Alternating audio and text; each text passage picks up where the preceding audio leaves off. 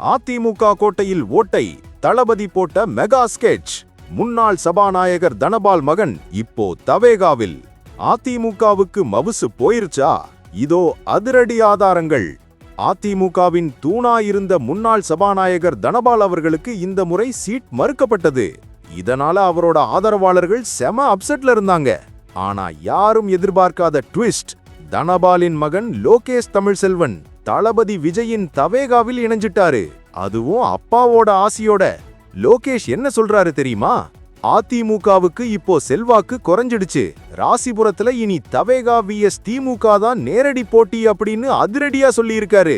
ராசிபுரம் தொகுதி இத்தனை வருஷம் அதிமுக கோட்டையா இருந்துச்சு.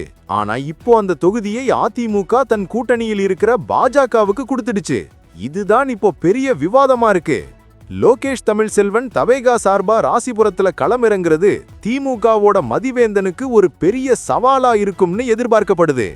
அதிமுக மேல இருக்கிற அதிருப்தி ஓட்டுகள் எல்லாம் எனக்கே வரும்னு லோகேஷ் நம்பிக்கையா பேசுறாரு. ஒரு பக்கம் வாரிசு அரசியல், இன்னொரு பக்கம் தளபதியின் செல்வாக்கு.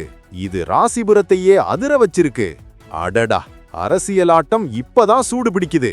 பெரிய கட்சிகளின் வாரிசுகளே தவேகா பக்கம் திரும்புறது 2026 தேர்தல்ல ஒரு பெரிய மாற்றத்தை உருவாக்கும்.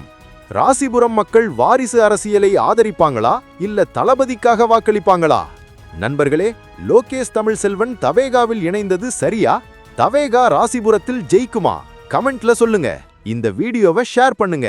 மேலும் அப்டேட்ஸுக்கு தமிழ் ட்ரெண்ட்ஸ் சென்ட்ரலை சப்ஸ்கிரைப் பண்ணுங்க. அதனால தான் சொல்றேன், அதிமுக கோட்டையில் ஓட்டை.